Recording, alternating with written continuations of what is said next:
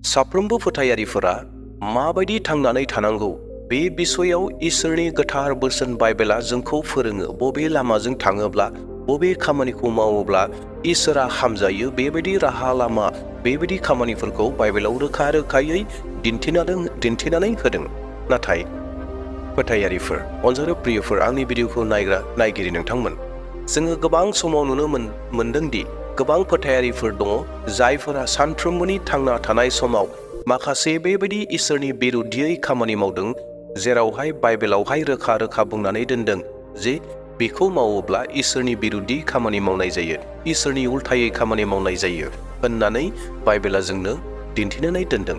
दा बेफोरखौनो दिनै जोङो नायगोन, गासै 10टा बाथ्रा नायगोन, जेरावहाय कमन गोबां फोथायारिफोरा सानफ्रोमबोनि दैलि लाइफआव बे गोरोन्थिखौ मावबाय थायो एबा गोबांहानो बे गोरोन्थिफोरा जायो।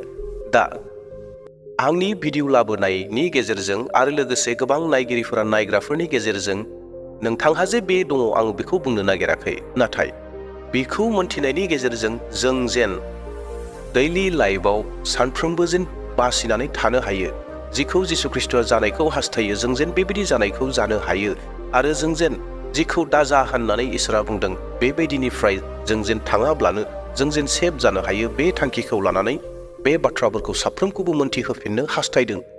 जेन जोङो बावनानै थाङा, जों जेन गोसोआव फैफिनो। दा बेयावहाय मोनसे बाथ्राखौबो खावलायनो हास्थायदों। नोंथाङा हायोब्ला मोनसे दरपेन आरो कलम लागोन, जि पइन्टफोरखौ आं बुंलांगोन नोंथांनि जिउआव बे पइन्टफोरा दङ नामा ना गैया बेफोरखौ नोंथाङा गावनोबो आनजाद खालामनानै नायगोन। मोनफा मोनफा बाथ्राफोरखौ गोथौयै बेखेवलांनायनि सिगाङावनो नायगिरि साफ्रोमखौबो खावलायनो हास्थायदों, जुदि सोरबा आंनि चेनेलाव गोदान फैदोंब्ला नोंथाङा आंनि चेनेलखौ साबस्क्राइब खालामना लागोन, जेन फैबाय थानाय समाव नोंथाङा इसोरनि बोसोनखौ मोनबाय थानो हायो। आरो लोगोसेयैनो नोंथाङा जुदि बाथ्राखौ मोजां मोनदोंब्ला मोनसे लाइक होनानै गालांगोन। नोंथांनि लाइक होनाया आंखौ गोबां थुलुंगा होयो गोदान गोदान भिडिअ लाबोनो थाखाय। आरो लोगोसे सानोब्ला नोंथाङा बे भिडिअखौ शेयार खालामनो होननानै नोंथाङा शेयार खालामनानै होनो हागौ। दे अब्ला प्रियफोर, समखौ आद्रि खालामाब्लानो थोंजोङैनो बाथ्रा फारसे जोङो आवगायलांदोनि, मोनफा मोनफा पइन्टफोरखौ नायदोनि, जेरावहाय जोंहा सानफ्रोमबो थांना थानायाव सम सम गोरोन्थिफोर जायो। बे गोरोन्थिफोरखौ जोङो नायदोनि। सेथि गोरोन्थि बेनो जाहैबाय इसोरनो होनो नांगौ समखौ बावनानै थानाय। येस अनजाग्रा प्रियफोर, गोबां फोथायारिफोर दङ सानफ्रोमबोनि थांना थानाय समाव जि समखौ इसोरनो होनो नांगौ, जि समखौ इसोरजों लोगोसे बाहायनांगौ, बे समखौ गोबां मानसिफोरा, गोबां फोथायारिफोरा बावनानै थायो। मा सम बियो? बे जाहैबाय आरजनि सम, इसोरजों लोगोसे दान्दिसे सम सावरायनाय, इसोरजों लोगोसे दान्दिसे सम थानानै गावनि दुखु दाहा, गावनि जेंना आरो बे इसोरखौ बाख्नायनाय, जों बे समखौ बावनानै थायो। आरो इसोरनि बोसोनखौ खोनासंनो, इसोरनि बुंनाय रावखौ खोनासंनो जोङो सम होनो हायै जानानै थायो। इसोरनि बाथ्राखौ मेडिटेसन खालामनाय, ध्यान खालामनायनिफ्राय जों गावखौ गोजान खालामनानै लायो, बावनानै थायो। गोबां फोथायारिफोरा गावनि खामानि मावनांगौनि गोबां रुटिनफोर थायो आरो बेबायदि रुटिन बायदि गोबां खामानि मावो, नाथाय इसोरजों जिथु सम सावरायनांगौ, इसोरनि जिथु सम होनांगौ, बे रुटिना दङब्लाबो गोबां मानसिया बावनानै थायो, गोबां फोथायारिफोरा बावनानै थायो। बे बिसयाव इसोरनि बोसोना बेबायदि बुंदों, माथाइनि 6:33 सिरि, नाथाय इसोरनि रायजो आरो बिनि धोरोमखौ नायगिरग्रो, अब्लानो बियो बेफोर गासैखौबो नोंसोरनो होदेरगोन। प्रेज द लर्ड। अनजाग्रा प्रियफोर, दा आंनि भिडिअखौ नायग्रा नायगिरि नोंथांमोनहा बे पइन्टआव मा जानानै दङ? नोंथाङाबो बावनानै थायो नामा? जि समखौ इसोरजों बाहायनांगौ, केबल गावनि थाखायल' बाहायनानै दङ नामा सानसेमानि समखौ? नोंथाङा गाव मोनथिसिगौ। दा बेयावहाय नोंथाङा नोंथांनि जिथु दरपेन आरो नटबुक लादों, बे नटबुकआव नोंथाङा बबेखौ मा खालामनो हास्थायदों, कारेक्सन खालामनांगौ दङब्ला नोंथांहा दानो सम दङ। बे समखौ नोंथाङा इसोरनो होदो, इसोरनो होनो नांगौ। दे दानाब्ला जोङो नैथि बाथ्राखौ नायदोनि, जोंहा सरासनस्रायै मा गोरोन्थिफोर जायो। बेनो जाहैबाय निमाहा होनो हायै गोसो, क्षमा ना करना, हार्बरिं अनफरगिभनेस। येस अनजाग्रा प्रियफोर, जों जेब्ला सानफ्रोमबो थांना थानाय समायाव जों जुदि सोरखौबा निमाहा होनो हायाखैब्ला जोंनि गोसोआव अरायबो गोखाया जानानै थायो, जोंनि गोसोआव अनेक रागाया जानानै थायो, जोंनि गोसोआव गाज्रि सिन्ताफोरा फैबाय थायो। आरो बै गाज्रि सिन्ता, बै रागाफोरा जोंनि आत्मिक जिउखौ नस्थ' खालामो, जोंनि ख्रिस्टियान जिउखौ नस्थ' खालामो। दा बेयावहाय जोङो जोंनि जिथु निमाहा होनो हायै गोसो, जुदि दङब्ला बे निमाहा होनो हायै गोसोखौ निमाहा होनो हानाय गोसोआव सोलायनानै लानांगौ। बे बिसयाव इसोरनि बोसोना बेबायदि बुङो, मार्कुस 10:22 सिरि, जेब्ला आरज खालामनो गसङो अब्ला नोंसोरहा सोरनिबा सायाव माबाफोर जेंना साननाय दंब्ला नोंसोरो बिनो निमाहा हो, अब्लानो सोरगोआव थानाय नोंनि बिफायाबो नोंसोरनि गोरोन्थिखौ निमाहा होगोन। प्रियफोर, जों जुदि निमाहा होनो हायै गोसोखौ लानानै दंबाय थायोब्ला इसोरनि बेरेखायै जों खामानि मावगासिनो दङ। दे अब्ला प्रियफोर, दानाब्ला जोङो थांदोनि थामथि बाथ्रा जों बेखौ नायदोनि, बेनो जाहैबाय गुबुननि बाथ्रा बुंनाय एबा बिजिरनाय। दूसरों की आलोचना करना, जजिंग आदर्स। गुबुननि बाथ्राखौ बुंनो थाखाय बयनिबो लागै गोबां सहजथार। गुबुनखौ नायनानै जाज खालामनाया गोबां सहजथार। गोबां बाथ्राफोरखौ जों बुंलाबायनो हायो, गोबां बाथ्राफोरखौ बांसाव होनानै थानो हायो। नाथाय अनजाग्रा प्रियफोर, इसोरनि बोसोना जोंखौ बेखौ बुङाखै।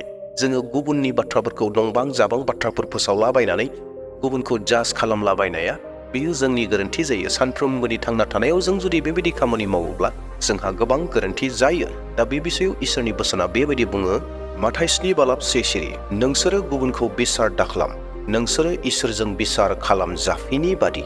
अनजाग्रा प्रियफोर, जोङो गुबुननि बाथ्राफोरखौ बुंनाय, गुबुनखौ नोजोर होनानै बाथ्रा बुंनाय, गुबुनखौ जाज खालामनाया इसोरनि नोजोराव गोरोन्थि जायो। दा बेयावहाय जोंनि सानफ्रोमबो थांना थानाय समाव जोङो बे खामानिनिफ्राय गोजानाव थानांगौ। दे दानाब्ला जोङो थांदोनि ब्रैथि बाथ्राखौ नायदोनि, बेयो मा?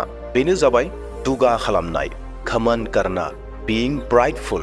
गोबां फोथायारिफोरा बे बिसयावबो हयथ' गोग्लैनानै दङ। सोरबाया गावनियाव थानाय धोन दौलतखौ लानानै दुगा जानो हागौ, सोरबाया रोंगौथिखौ लानानै जानो हागौ, सोरबाया गावनियाव थानाय महर मोखांनि थाखाय जानो हागौ, सोरबाया गावनि फिटनेसखौ लानानै जानो हागौ, सोरबाया गावखौनो बयनिख्रुइबो साबसिन होननानै साननानै लाग्रा जानो हागौ।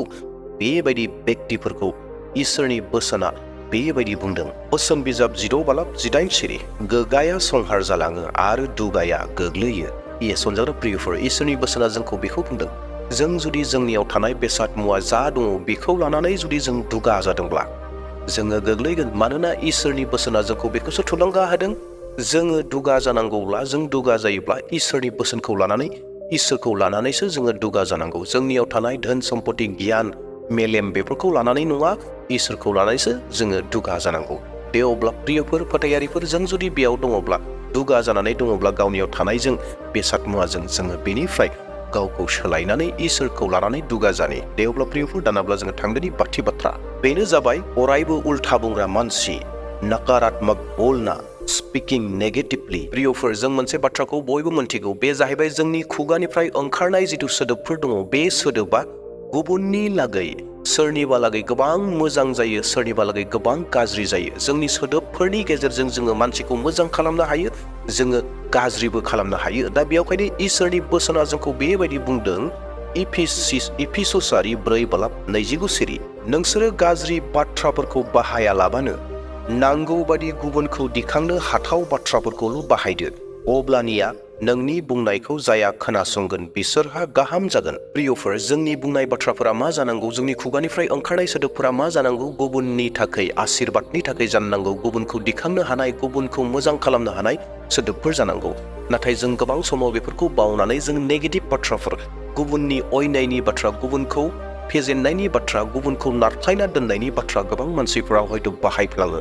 दा बैफोरबायदि सोदोबनिफ्राय जोङो सानफ्रोमबो गाव गावखौ हमथानानै लाखिनांगौ। दे दानाब्ला जोङो थांदोनि दथि बाथ्रायाव, बेनो जाहैबाय सानब्रेनाय, चिन्ता करना, वेरिं इनस्टेड अफ ट्रास्टिं गड। जेब्ला सासे फोथायारिया गोबां सिन्ता खालामो, गोबां सानब्रेयो, गावनि परिस्थितिखौ लानानै जेब्ला सानबायानो थायो, अब्लाना बै बेक्तिया इसोरनियाव जाबायदि फोथायनांगौ, इसोरनि सायाव जि फोथायनायखौ लाखिनांगौ, बे फोथायनायनिफ्राय बे बेक्तिया गोजान जाबोयो। आंनि फरायनाया मा जागोन, आंनि बेफार फालांगिया मा जागोन, आंनि साख्रिया मा जाहैगोन, आं मा जाहैगोन, आंनि न'खरा मा जागोन, गोबां रोखोमनि सिन्ताफोर, न'खराव गोबां बेमारफोर दङ, बेरामिफोर दङ, गोबां थाखा फैसा गोनांथि जानानै दङ। बेफोरबायदि गोबां सिन्ताफोरा मानसिफोरखौ दुबायनानै दोनो आरो बे सिन्ताखौ जेब्ला हारसिं खालामबाय थायो, अब्लाना बै बेक्तिया इसोरनि सायाव जिथु फोथायनाय दङ, बे फोथायनाया गोमालाङो। दा बे बिसयाव इसोरनि बोसोना जोंखौ फिलिपियारि 4:6 सिरिया ओरैहाय बुङो, मुङा मुंसेनिबो थाखै दा जिंगासि, नाथाय जेब्लायबो आरज खालामनायाव बाख्नायनायजों इसोरनो नोंनि नांगौखौ मिथिहोदो। प्रियफोर, जोंहा अभाबफोर, गोबां दङ, आंखाल गोबां दं, गोबां समस्याफोर दं, जेंनाफोर दं। नाथाय बेफोर गासै सिन्ता खालामनांगौखौ जोङो इसोरनोसो होनो नांगौ। इसोरा बेखौसो जोंखौ परामर्श होदों। इसोरा जोंखौ बेखौसो फोरोंगासिनो दङ। दे अब्ला प्रियफोर, नोंथांनि जिथु सिन्ताफोर दङ, जेंनाफोर दङ, बेखौ इसोरनो गारनानै हो, इसोरनो गथायनानै हो। इसोरा गासैखौबो समाधान खालामगोन। दे दानाब्ला जों थांदोनि 7थि नाम्बार, गावखौ जेसे अनो बेबायदि गुबुनखौ अननो रोङै। दूसरों से वैसा प्रेम ना करना जैसा स्वयं से करते हैं।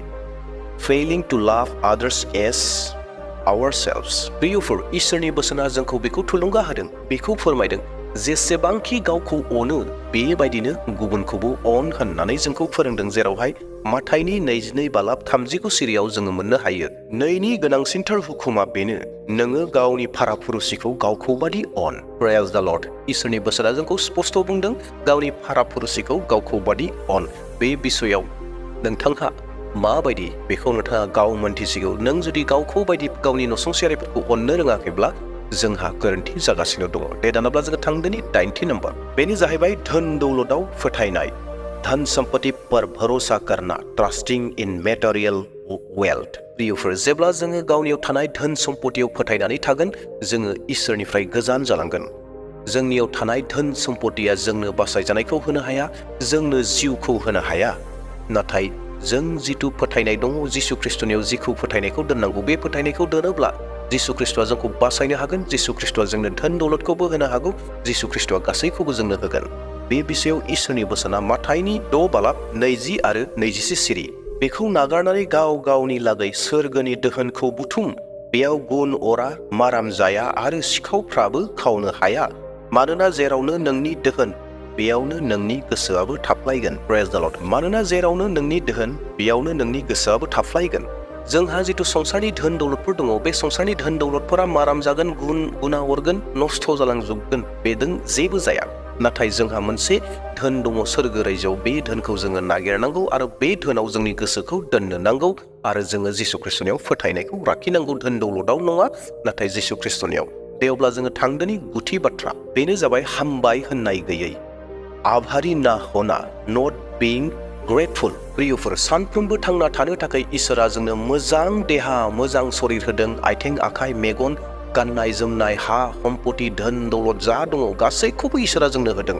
बेफोर गासैखौबो मोननानै जोङो इसोरखौ गोबां समाव हामबाय होननो बावनानै थायो, धन्यबाद होनो, थेंकफुल खालामनो बावनानै थायो। गोबां मानसिफ्रा, गोबां फोथायारिफ्रा बेनिफ्राय गोजानाव थायो। बे बिषयाव इसोरनि बोसोना ओरै बुंदों, 1 थेसलनिकायारि 5:19 आरो मोनफ्रोमबो बाथ्रानि थाखाय इसोरखौ हामबाय होनदो, मानोना ख्रिस्ट जिसुजों इसोरा बेखौनो नोंसोरनिफ्राय हास्थायो। प्रेज द लर्ड। जोंनिफ्राय बेखौ इसोरा हास्थायो। जों जे सानफ्रोमबो इसोरखौ हामबाय होनो, इसोरा जोंनो होनायनि थाखाय, इसोरा जोंनो जिसु ख्रिस्टखौ जोंनो होबाय। इसोरा जोंनो थांना थानो थाखाय धोन दौलत सम्पति, मोजां सम, मोजां देहा शरीरखौ होबाय। बेनि थाखाय जोङो सानफ्रोमबो इसोरखौ हामबाय होनांगौ। नाथाय साबैसे जोंना इसोरखौ हामबाय होनो? बे बिसयनिफ्राय नोंथाङा माबायदि? नोंथाङा गोजानाव दङ ने नोंथाङा इसोरखौ हामबाय होनबाय थायो? बेखौ नोंथाङा गाव मोनथिसिगौ। दे दानाब्ला जोङो थांदोनि 10थि जोबथा पइन्ट, जोबथा बाथ्रा, बेनो जाहैबाय गुबुनखौ सेवा खालामनायनिफ्राय गावखौ गोजानाव दोननाय। सेवा की कार्यों की उपेक्षा करना, नेग्लेक्टिंग एक्ट्स ऑफ सर्विस। बे बिषयाव इसोरनि बोसोना बेबायदि बुंदों, मार्कुस 10:45 सिरि। मानोना मानसिनि फिसा हौवायाबो दाव दाव खालामजानो फैयाखै, बियो गुबुनखौ दाव दाव खालामनो आरो गावनि जिउखौ होनानै गोबां मानसिफोरखौ बासायनोसो फैबाय। प्रेज द लर्ड। प्रियफोर, इसोरा गावनो बे खामानिखौ मावदों। दाव दाव मोननो थाखाय नङा, गुबुनखौ दाव दाव खालामनो थाखायसो। दा जोंबो सानफ्रोमबोनि थांना थानाय जिउआव जोंबो बेखौ मावनांगौ जाहैबाय। जों गुबुनखौ सेवा खालामनाय, जोंनि धोन दौलत होनायनि गेजेरजों, जोंनि सम होनायनि गेजेरजों, जोंनि मोदोमनि गेजेरजों जों गोबां रोखोमनि जोङो सेवा खालामनो हागौ, गोबां रोखोमनि जों मदद खालामनो हागौ। आरो बे मदद खालामनायनि गेजेरजों जोङो जिसु ख्रिस्टनि अननायखौ जोङो दिन्थिनाय जागोन। जोङो इसोरनि खामानिखौ मावनाय जागोन। दा बेयावहाय सानफ्रोमबोनि थांना थानाय समाव जोङो गुबुनखौ सेवा खालामनाय, गुबुनखौ हेफाजाब खालामनाय, गुबुनखौ मदद खालामनायखौ जोङो मावबाय थानांगौ। जुदि जों मावाखैब्ला जोङो गोरोन्थि मावनानै दङ। अनजाग्रा प्रियफोर, बेफोरनोमोन गासै 10टा पइन्टफोर, जेराव जोङो सानफ्रोमबोनि थांना थानाय समाव गोबां फोथायारिफोरा मिस्टेक्स खालामबाय थायो, गोरोन्थि खालामबाय थायो।